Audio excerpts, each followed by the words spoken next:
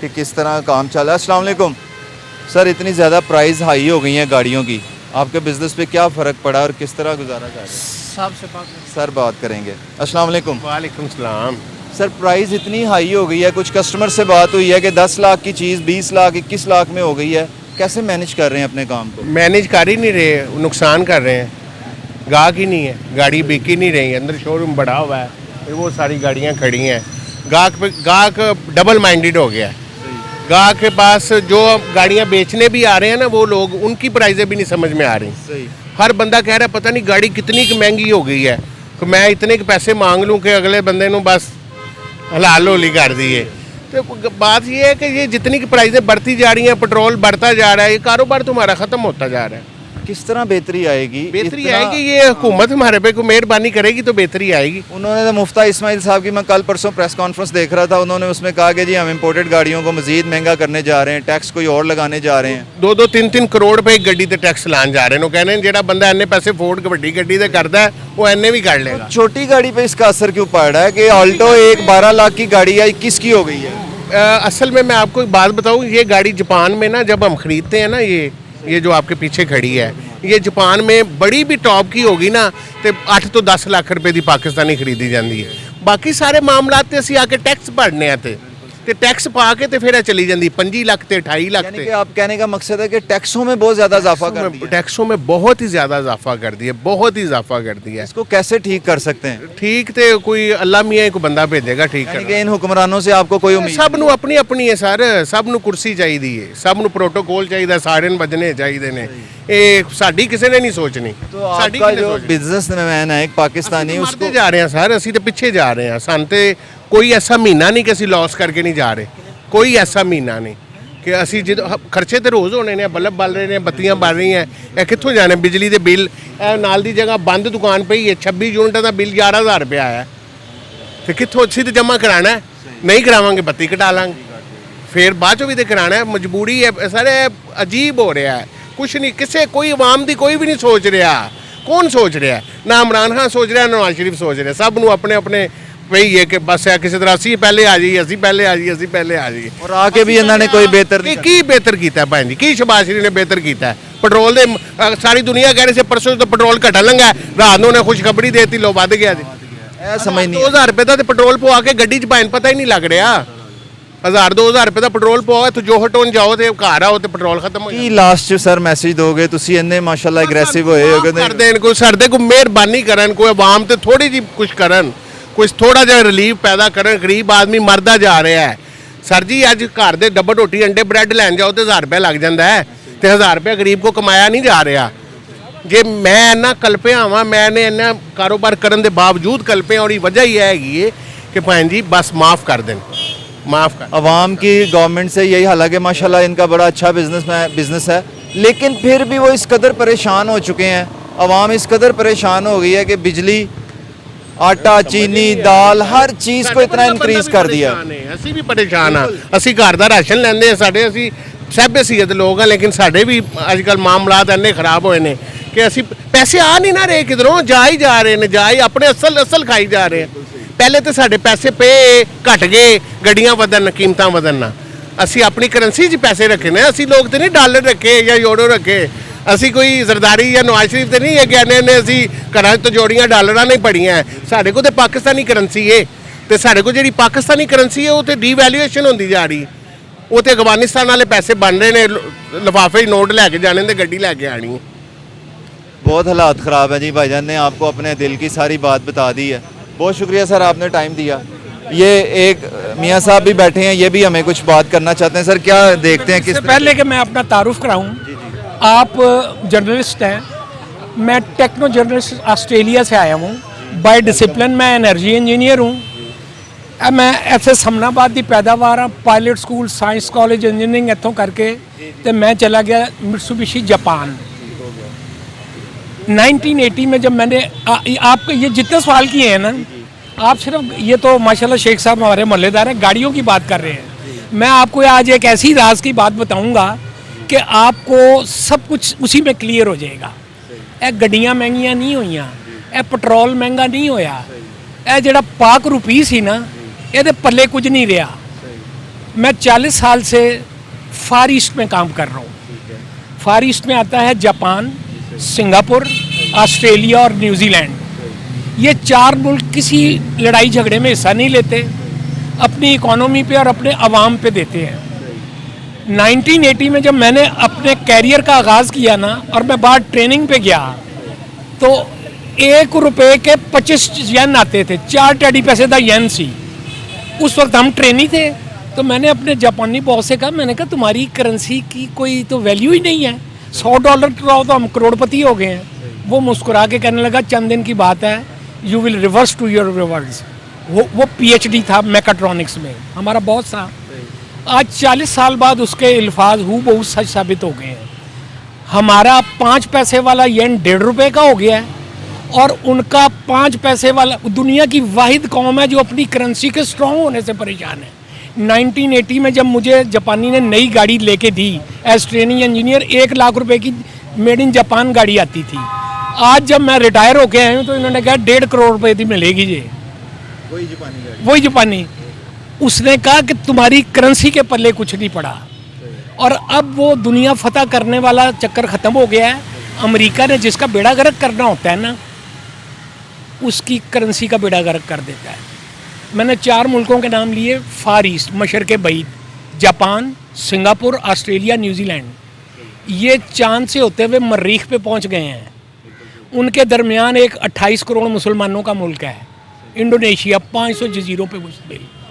1980 में जब उनके भी इंजीनियर आए, हम भी यहाँ से गए, तो हमारा 10 रुपये का डॉलर था। उन इंडोनेशिया की करेंसी का नाम भी रुपी है, उनका 8.5 रुपये का था। अमेरिका ने वहाँ 2 बंदे ढूंढे, एक जरदारी और एक नवाज शरीफ वहाँ ढूंढा। एक सुहार्तो था, एक सुकारनो था। 5 साल तेरे, 5 साल तेरे, 5 साल तेरे। हमारे से उनकी करेंसी 20% ज़्यादा स्ट्रॉन्ग थी। उनकी करेंसी का नाम भी रुपया है। इंडोनेशियन रुपी वाज 8.5 रुपये का डॉलर था, हमारा 10 रुपये का था। आज वो पता है कितने का है? वो 8.5 रुपये से उनको अमेरिका लेके गया 850 रुपये पे, 850 रुपये पे 8,500 रुपये पे। आज 18,000 इंडोनेशियन रुपीज़ इक्वल टू $1। लेकिन वहाँ का जो जरदारी और नवाज शरीफ जो है ना, सुहार्तो और सुकारनो, उन्होंने मुल्क को मकरूज कर दिया। जैसे आज आप बिल्कुल जो पाकिस्तान में आपने स्टोरी सुनाई है मुझे बिल्कुल उधर की, लेकिन वो सारी इधर ही कंप्लीट हो रही है। वहाँ पे ये गाड़ी है 5 करोड़ की, वहाँ पे पराडो पजारो है 25 करोड़ का। तो अड्डा अमरीका ने बेड़ा गर्क की करेंसी दे नाल करना है। ਅਸੀਂ ਸਵੇਰੇ ਉੱਠ ਕੇ ਨਮਾਜ਼ ਤੇ ਸ਼ਾਮੀ ਕਹਿੰਦੇ ਯਾ ਅੱਲਾ ਇਹ ਸਾਡੇ ਰੁਪਏ ਨੂੰ ਬਚਾ ਲੈ, ਰੁਪਏ ਨੂੰ ਬਚਾ ਲੈ।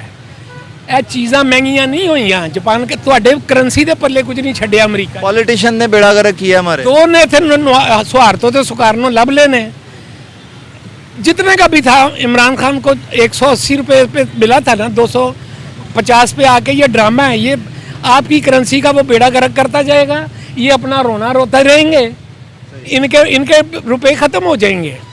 सर क्या आपने इतनी अच्छी माशाल्लाह से बातें की हैं, आप कोई हल भी देना, आप भी पाकिस्तानी हैं, आप कोई अपना इसमें हल में किरदार अदा करें कि हल क्या है? हल इसका ये है, किसी भी मुल्क की मईशत जो है ना, इंपोर्ट और एक्सपोर्ट पे बैलेंस करती है।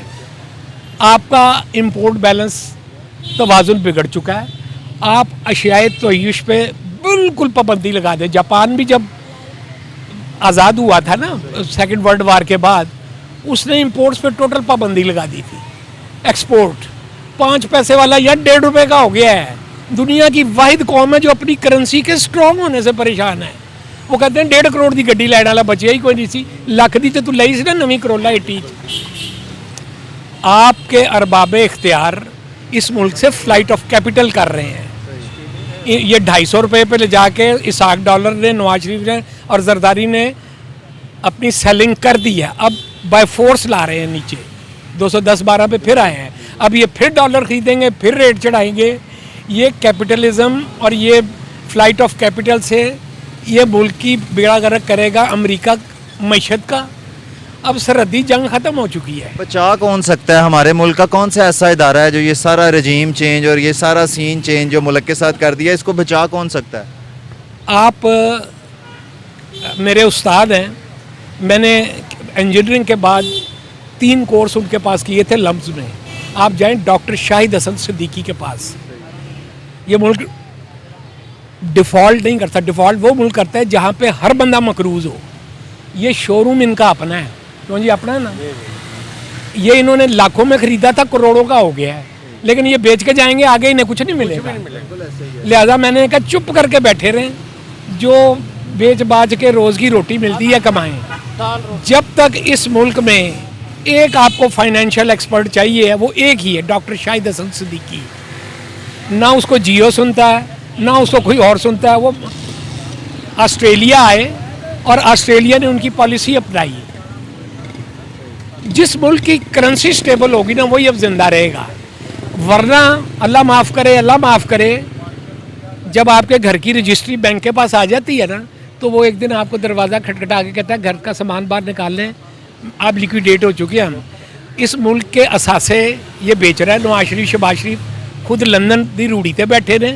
वो पंजाबी दी मिसाल है, पिंड नूं लगी अग ते कुत्ते रूढ़ी ते, पिंड च पिया डाका ते कुत्ती रल गई चोरां नाल।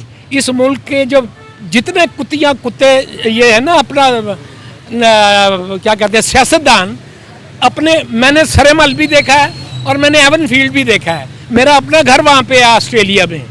मैं वापस आया हूँ, मुझे घर नहीं मिल रहा। वही घर जो मैं 50 लाख का बेच के गया था, इन्होंने कहा जी 5 करोड़ दे दो तो ले लो। मैं कहा क्यों? कहने ने तुसी डॉलर ऐसे डॉलर मेरे को उदन ले सर, चलो इंज करो 2 लाख डॉलर मैंने 2 लाख डॉलर दे दियो तो ले लो। ही इज राइट, मैं उन्हें तो ही वापस कर देना। अब समझ आ गई है सर मेरा एक अब आ जाता हूँ बिजली के बिलों में। इस महीने मुझे बिल आया है कि अगर आपका मीटर बंद भी है ना, तो जो आपका सैंक्शन लोड है उसका 50% पे करेंगे। मैं कुछ नहीं बरतिया, 8,500 रुपये का बिल आ गया है। अब ये आखिरी इस तरह की ये अब इन्हें IMF ने उन्होंने कहा है कि आवाम का गला घूंटते जाएं और टैक्स की सूरत में हमें किस्तें वापस करते जाएं। ये ऐसे ही है जैसे एक बाप आए तो पता चले उसकी नालायक औलाद ने रजिस्ट्री बैंक को देके घर गिरवी रख लिया है और कर्जे से अय्याशियाँ करते फिर रहे हैं। यही इस मुल्क के साथ होने जा रहा है। एक वक्त आएगा आपके ये एयरपोर्ट्स, आपके एसिड्स, आपके वो कहेगा जी ए तो सारा IMF को कर्ज है, ए तुसी अपने एटम बम सड़े इत्थों निकल जाओ, ए हुण साडा है। लास्ट में एक बात पूछना चाहता हूँ, ये जो खान साहब स्ट्रगल कर रहे हैं, 11-14 पार्टियां एक तरफ हैं, उनको आप कैसे देखते हैं कि अगर वो कामयाब होते हैं तो अवाम का क्या किरदार है उसके साथ? उसको निकलना चाहिए मजीद अवाम को कि बस जो हो रहा है वो ठीक है? कहें हम घास खा लेंगे, हमने ये 2 लुटेरे बर्दाश्त नहीं करने, क्योंकि वो इन्हें डॉलर कर्जों में देता है इंडोनेशिया की तरह। आज 18,000 इंडोनेशियन रुपये का $1 है। स्वार्थो और सुकारनो मुल्क बेच के चले गए में हैं। वहाँ अब 2 ही तबके हैं, वह PhD बंदे कूड़ा उठाते हैं और यहाँ भी यही होने जा रहा है। ये जो मिडिल क्लास है ये निकल जाए ना, जो कि सो कॉल्ड मैं हूँ। मेरे वालिद secretary board of revenue Punjab retire हुए। मेरे फादर इन लॉ जिन्होंने ये समनाबाद बनाया था, उसको चीफ इंजीनियर वेस्ट पाकिस्तान थे। ये समनाबाद उन्होंने बनाया था, 10-10 हज़ार में किस्तों पे ये घर मिले हुए थे हमारे वालिदैन को। उनकी औलादें लाखों में बेच गई, इन्होंने लाखों में खरीद रही हैं, अब ये करोड़ों में बेच रहे हैं। कुछ नहीं, ये एसेट बिक नहीं सकते, ये नहीं वो गोरा ले जा सकता। सिर्फ इस मुल्क से फ्लाइट ऑफ कैपिटल रोक दें। जो नवाज शरीफ, शहबाज शरीफ यहाँ से टैक्स इकट्ठे करके सरे मौला एवनफील्ड डाल रहे हैं, IMF से कहें कि वो गिरवी रख ले, इस मुल्क की जान छोड़। आप सर अब इधर ही स्टे करने का सोच रहे हैं कि फ्लाई करने लगे? मैं नहीं, मेरे बच्चे चले गए हैं, आए हैं, उन्होंने कहा बाबा हम यहाँ क्या करें, 3 लाख 4 लाख में तो गुजार वो मैं नहीं गया। मुझे जापानी ऑस्ट्रेलियन कहते थे यार रहो, मैं कहता था नहीं, मैं प्रोजेक्ट लेके यहाँ आता था, मैं कहता था डॉलर में तनखा लूँगा, काम यहाँ करूँगा। अब वो लोग भी भाग गए यहाँ से, मल्टीनेशनल ग्रुप भाग गए हैं। अभी इन्होंने जाके तुर्की में एक सोलर कंपनी से कहा कि हम यहाँ, ये लूट मार का अगला प्रोग्राम है, कमीशन लेगा। वो क्या नाम है नवाज शरीफ का बेटा जिसने वहाँ ठेका लिया, जो हमजा, और जिसका वारंट गिरफ्तारी जारी हुई। ये आपको मकरूज करते चले जाएंगे और उधर अपना कमीशन लेते चले जाएंगे। कोई किसी किस्म का काम करने की ज़रूरत नहीं, अपनी एग्रीकल्चर पे जोर दें। ऑस्ट्रेलिया पे सारी फैक्ट्रियाँ बंद हो गई है, वो कोविड में सारी दुनिया बैंकरप्ट हो गई है। ऑस्ट्रेलिया ਉਹ ਕਹਿੰਦੇ ਨੇ ਭੇਡਾਂ ਤੇ ਮੁਰਗੀਆਂ ਤੇ ਗਾਵਾਂ ਦਾ ਗੋਸ਼ਤ ਤੇ ਦੁੱਧ ਵੇਚਦੇ ਆ, सुबह भी बेचते हैं, शाम में भी बेचते हैं। आप भी एग्रीकल्चर पे जाएं, आपका मुल्क है। और ये भी बता दूं, वो गाय भैंसे आपकी सारी ओकाड़ा साहिवाल से लेके गए हुए हैं, भेड़ बकरियां यहाँ से लेके गए हुए हैं। अब वो हज पे 40 लाख बकरे वो हज के देते हैं। दुनिया का वाहिद मुल्क है जो ओवरनाइट चांद निकलने के साथ ही वहाँ बकरे लेके पहुँच जाता है। $50 का एक बकरा देता है।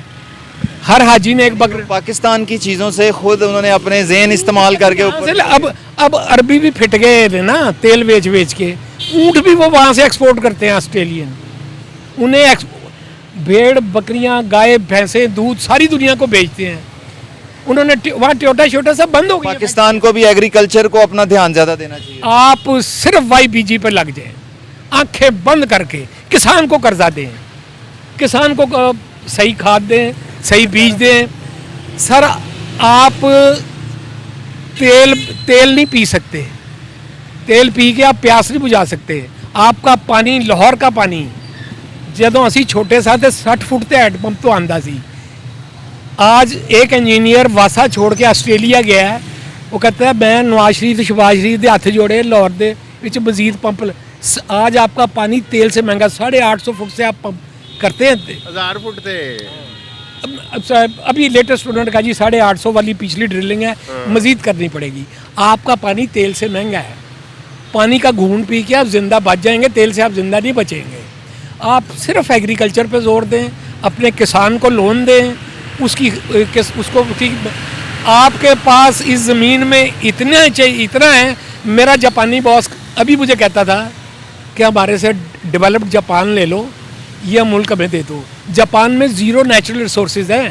जापान में ज़ीरो, वह सिर्फ एक नेचुरल रिसोर्स था, ड्रेम। लोहा तांबा कापर पीतल जिनसे ये गाड़ी बनती है। जापानी पता क्या कहता है? हम डाकू हैं। कहता सुनियारा तो भोला है। मैं क्या कैसे?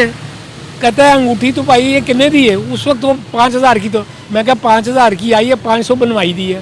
कहता बड़ा भोला है, उसने 5000 का तोला सोना खरीदा। तोला तो 5000 का ही मिलना ना आप इंटरनेशनल मार्केट से। उन्हें गरीब ने 500 लाया तो तू वो भी 400 देता है। कहता डाकू असी है। मैं क्या किस तरह? कहता 5 रुपए का किलो सारी दुनिया तो स्क्रैप खरीदते हैं, 50 रुपए का कॉपर खरीदना। तो किन्ने दी गड्डी? करोड़ रुपए की है। ये 5 लाख की तैयार हुई। इसे कहते हैं वैल्यू एडिशन। उसने अपनी जो ह्यूमन रिसोर्स थी ना, उसको इतना इस्तेमाल किया है कि वो 5 रुपए का किलो स्क्रैप के सारी वो कहता तोड़ लो गाड़ी, 1.5 टन की है ना, 3 लाख 3.5 लाख की हो गई। आज फॉर्च्यूनर 1.5 करोड़ का है।